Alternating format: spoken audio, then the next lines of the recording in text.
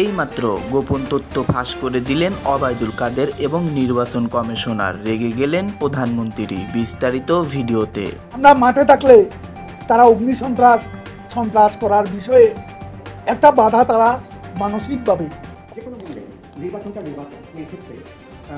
এইমাত্র আবারও গোপন তথ্য ফাঁস করে দিলেন আওয়ামী লীগের সাধারণ সম্পাদক ওবায়দুল কাদের। এইদিকে প্রধানমন্ত্রী শেখ হাসিনা রেগে গিয়েছেন, অপরদিকে উপজেলা নির্বাচন সম্পর্কে নির্বাচন কমিশনার কাজী হাবিবুল আওয়াল নতুন করে যে তথ্য দিচ্ছেন, যা শুনলে আপনারা রীতিমতো অবাক হয়ে যাবেন।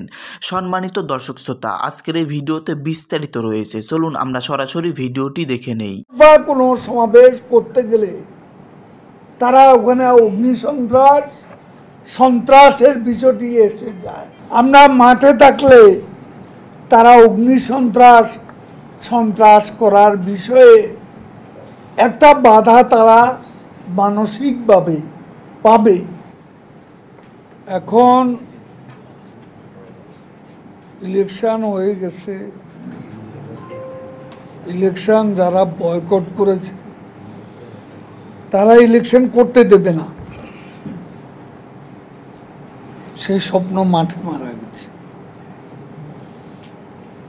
ইলেকশনের পর তারা সরকার গঠন করতে পারবে না, 5 দিনের মধ্যে সরকার পড়ে যাবে,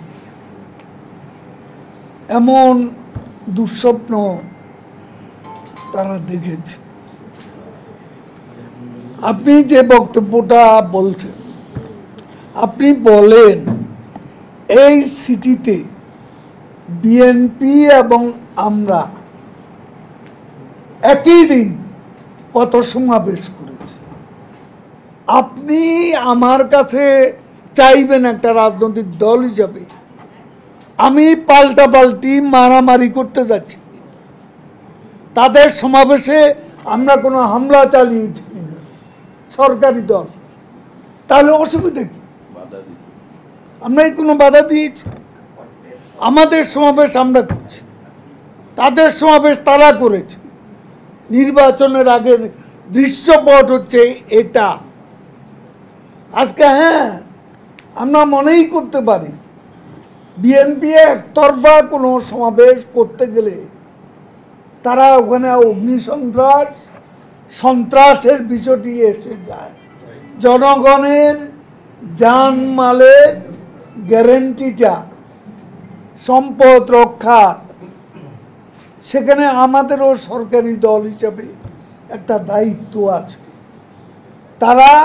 আমরা মাঠে থাকলে তারা সন্ত্রাস করার বিষয়ে একটা বাধা তারা মানসিকভাবে পাবে, এবং সে কারণে আমরা এটা করি।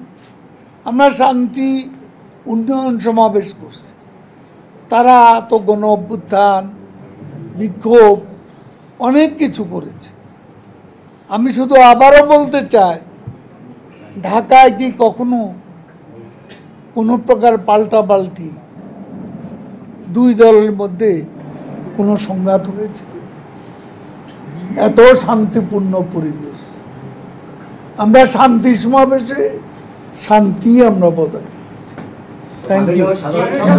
একটা বিষয় হলো যে আপনিও বললেন নির্বাচনের আগে বিএনপি সরকারের নিরপেক্ষ সরকারের অধীনে নির্বাচন, তারপরে সরকারের পতনের আন্দোলন, এরকম আগামীতেও তারা এই একই দাবিতে আবার সমাবেশ করার ঘোষণা দিয়েছে। 28 অক্টোবর আবার ফিরে আসতে পারে। আমি আশঙ্কাটা তো তাদের ব্যাপারে থাকে, কারণ আপনার একটা গণ আন্দোলন, গণ অভ্যুত্থান করতে জনগণের সম্পৃক্ততার প্রয়োজন, কিন্তু আপনি কোথাও আগুন সন্ত্রাস করবেন, বাসে আগুন দেবেন, ট্রেনে আগুন দেবেন,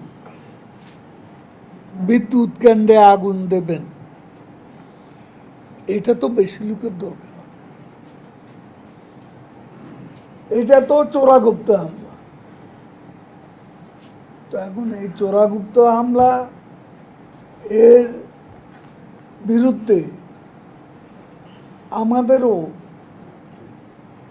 জনগণের স্বার্থে আমাদেরও কর্মসূচি থাকা প্রয়োজন মনে করি, এবং সেই কর্মসূচি আমরা শান্তিপূর্ণভাবেই করে থাকি। যে কোনো মূল্যে নির্বাচনটা নির্বাচন, এই ক্ষেত্রে আমরা ব্যর্থ হই তাহলে আমাদের যে গণতন্ত্রের যে অগ্রযাত্রা সেটাও ক্ষুণ্ণ হয়ে যেতে পারে। আবেগ অনুভূতির কারণে আমাদের দেশের নির্বাচনে অনেক সময় কিছুটা উচ্ছৃঙ্খলতা হয়ে থাকতে পারে, সহিংসতা হতে পারে।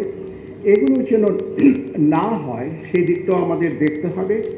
নির্বাচনটা যাতে অবাধ হয়, যারা ভোটার তারা যেন এসে নির্বিঘ্নে ভোট প্রদান করে আবার নির্বিঘ্নে বাড়ি ফিরে যেতে পারেন, এই বিষয়টার উপর আপনাদের দৃষ্টি রাখতে হবে। সেই জন্যই আজকে আমরা আপনাদেরকে এখানে আমন্ত্রণ জানিয়েছি। আপনাদের বক্তব্য আমাদের শুনতে হবে, সুবিধা অসুবিধা রয়েছে কিনা সেই বিষয়গুলো আমরা জানার চেষ্টা করব, এবং আপনারাও ফ্রিলি আমাদের সাথে মত বিনিময় করবেন। কোনো কিছুর আঘাত করতে হবে না।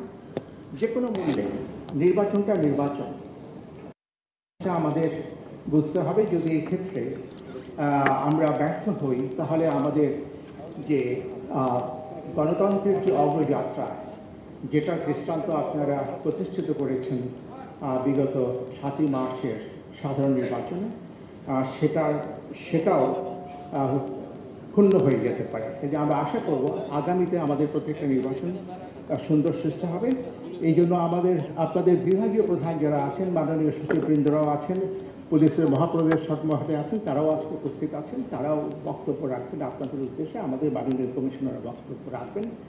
আশা করি আমরা পরস্পর মত বিনিময়ের মাধ্যমে আমাদের করণীয়গুলো নির্ধারণ করতে পারবো, এবং আসন্ন নির্বাচনগুলো, উপজেলা পরিষদের নির্বাচনগুলো, আরও যদি কোনো নির্বাচন থেকে থাকে, ইউনিয়ন কাউন্সিল ছোট ছোট, সেগুলো যেন সুন্দর সুষ্ঠুভাবে হয়, এবং আমরা যেন এই জিনিসটাকে প্রতিষ্ঠিত করতে পারি যে বাংলাদেশে গণতন্ত্র আছে, আমাদের নির্বাচনের মতোই হয়ে থাকে, ভোটাররা ভোটাধিকার প্রয়োগ করতে পারেন।